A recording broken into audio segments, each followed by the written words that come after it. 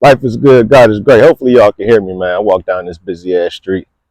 Finally got caught up on the Joe Budden shows. And what I wanted to make sure I did before I came out here and did my reaction video is I wanted to make sure I checked in with the Native Land podcast so I could actually hear what they said about Joe Budden and them. And I did that. I didn't listen to the whole thing, but I listened to the initial kickoff by Tiffany. And just a sidebar. The reason why I wanted to make sure I heard what Tiffany said, because Tiffany is actually from my city.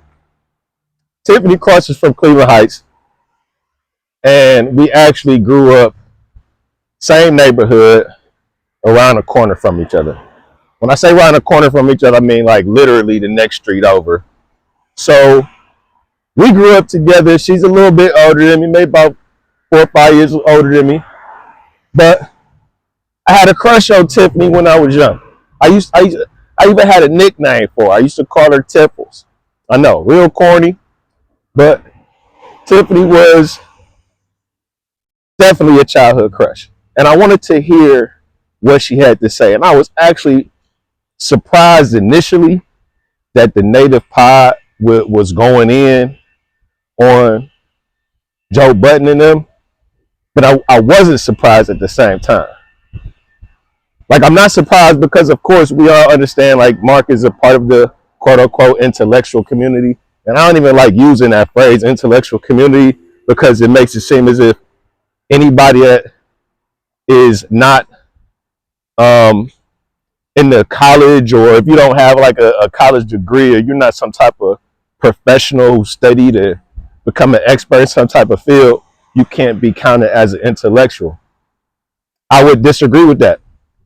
I believe there are a lot of people that I would consider intellectuals that have not went through formal education and studied and gone through the steps that some of these people have gone through. And that's a whole nother sidebar conversation, because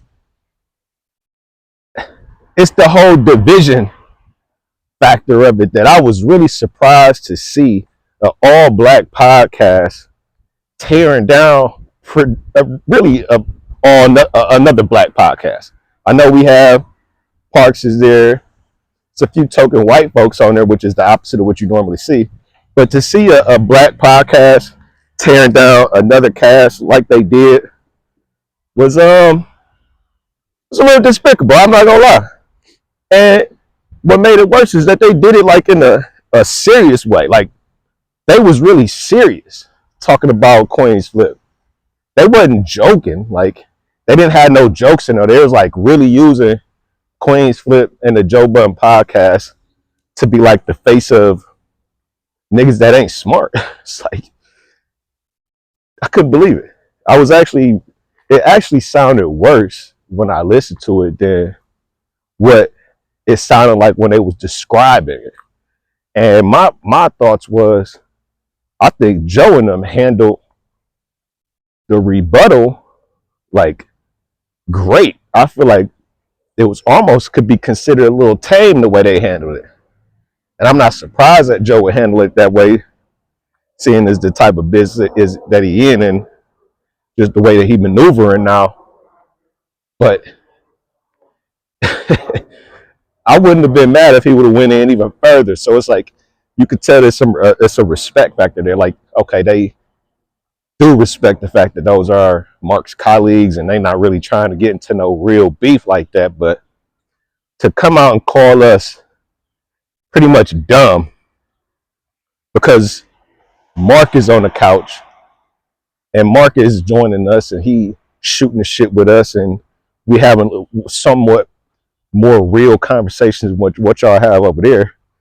Granted, the content is subject to being determined what's real or what's not.